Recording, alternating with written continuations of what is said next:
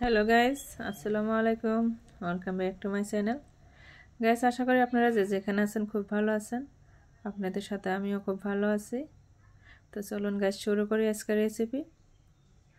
বিসমিল্লাহির রহমানির রহিম। এখানে নিয়ে নিলাম আধা কেজি আমলকি, একদম তাজা ফ্রেশ আমলকি। তো আমলকিটা একটু পানি দিয়ে 10 মিনিটের মতো ভাপা দিয়ে নেব, সিদ্ধ করে নেব। তো গাইস, হয়ে গেছে আমলকিটা ভাপা দেওয়া। এই দেখেন খুব সুন্দর সিদ্ধ হয়ে গেছে। আর একটা দেখাতেছি, দেখেন। তো গাইস, এখন আমলকিটা আমি নামাই একটু ঠান্ডা হতে দিব। আজকের আমলকিটা দিয়া ক্যান্ডি তৈরি করব। তো গাইস, ধৈর্য ধরে দেখতে থাকুন আমার রেসিপিটা, ভিডিওটা। তো আমলকিটা ঠান্ডা হয়ে গেছে, এখন আমলকির ভিতরকার বিচিটা বের করে নিব। দেখেন গাইস, কি সুন্দর সিদ্ধ হয়ে গেছে, একদম ধরার সাথে সাথে আমলকিটা ভেঙে যায়। এই দেখেন। তো এরকম করে সবকটা আমলকির বিচি বের করে নিব।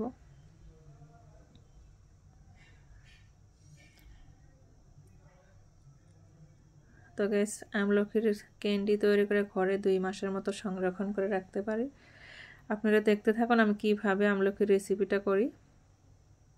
তো এখন এগুলো আমি সুন্দর করে গ্রাইন্ডার জারে গ্রেট করে নিব। একদম সফট একটা পেস্ট তৈরি করে নিব, ফাইন পেস্ট। তো গাইস, হয়ে গেছে পেস্ট। এই দেখেন কি সুন্দর পেস্ট হয়ে গেছে। আপনারা মনে রাখবেন এই আমলকির পেস্টটা যাতে একটু গোটা গোটা না থাকে, একদম ফিনিশ হয়ে যায়। তো গাইস, এটা এখন আমি ফ্রাই প্যানে দিয়ে সুন্দর করে ফ্রাই করে নেব।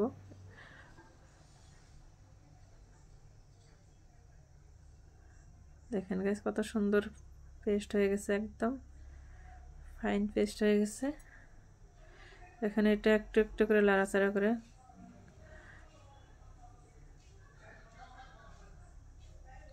ক্যান্ডি তৈরি করে নেব। তো গাইস, গ্যাসের ফ্লেমটা আমি হাইতে রাখছি। এখানে দিয়ে দেব পরিমাণ মতো লবণ। লবণটা দিয়ে আরেকটু লাড়াচাড়া করে দেব। তারপরে এখানে দিয়ে দিলাম সুগার পাউডার, চিনির পাউডার। 1 বাটি চিনি আমি পাউডার করে নিয়েছিলাম, 1 বাটি চিনি দিয়ে দিলাম। আধা কেজি আমলকির পেস্টের মধ্যে 1 বাটি চিনির পাউডার দিয়ে দিলে সুন্দর হয়ে যায় মিঠাটা। তো গাইস, আমলকির পেস্টটার সাথে পাউডারটা সুন্দর করে মিক্স করে নিলাম। এখন আর একটু জাল করে নিব। তো গাইস, মনে রাখবেন এক ধারসে সুন্দর করে লাড়াচাড়া করতে থাকবেন, নয়তো তলে লেগে যাবে। তারপরে এখানে নিয়ে নিয়েছি 2 চা চামচ কর্নফ্লোর। কর্নফ্লোরটা একটু পানি দিয়ে গুলিয়ে নিলাম। এখন এই কর্নফ্লোরের স্যালাডটা এই যে আমলকির পেস্টে দিয়ে দেব। তো গাইস, আপনাদের কাছে কর্নফ্লোর না থাকলে ময়দা দিতে পারেন। তো এই ময়দা বা কর্নফ্লোরটা না দিলে আমলকির ক্যান্ডিটা হবে না, একদম আঠা আঠা হয়ে যাবে। তো গ্যাস, হয়ে গেছে ময়দাটা কর্নফ্লোরটা মিক্স করা। এখন এখানে আমি একটু ঘি দিয়ে দেব। দেখেন গাইস, কি সুন্দর কালারটা হয়ে গেছে। আমলকিটা প্রায় হয়ে আসছে, একদম ভারী হয়ে গেছে। তো এখানে দিয়ে দিলাম 2 চা চামচ ঘি।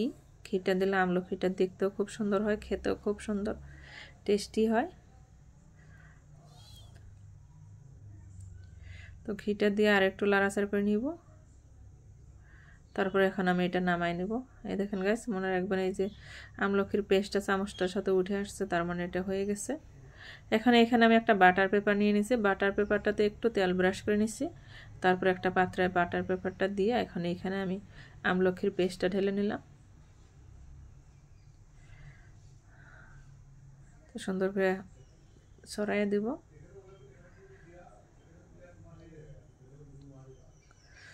তো গ্যাস, হয়ে গেছে আমলকির পেস্টটা ছড়াইয়ে দেওয়া। এখন 3-4 ঘন্টার মতো এটা ঠান্ডা হতে দিব। এটা ঠান্ডা হয়ে যাওয়ার পর আপনাদেরকে দেখাবো কি সুন্দর একটা ক্যান্ডি তৈরি হয়ে যাবে।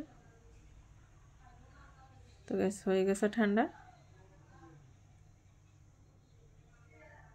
এখন এটা আমি বাটার পেপার থেকে ছাড়াই নিব। খুব সহজে ছেড়ে যাচ্ছে, এই দেখেন। আরামসে ছেড়ে যায়।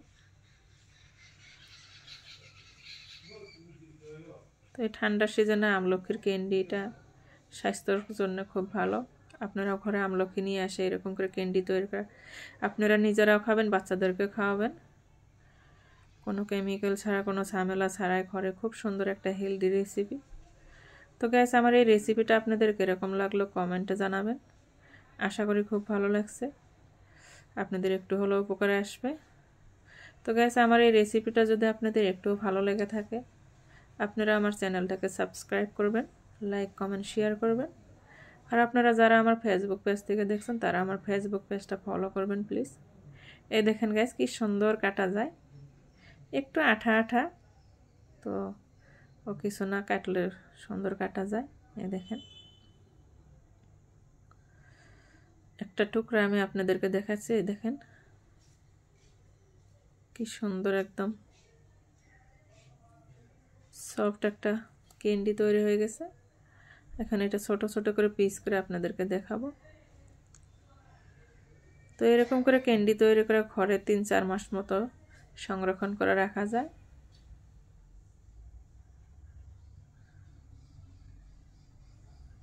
এই দেখেন খুব সহজে কাটা যায়।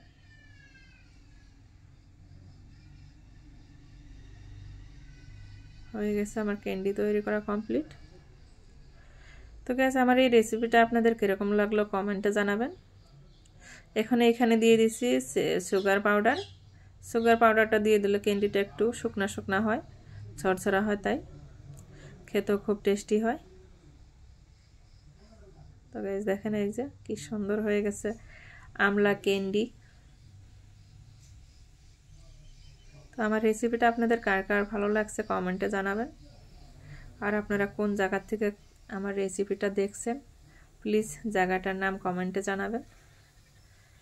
তো এখন এটা আমি কাঁচের বয়মে ভরাই নিলাম ক্যান্ডিগুলো।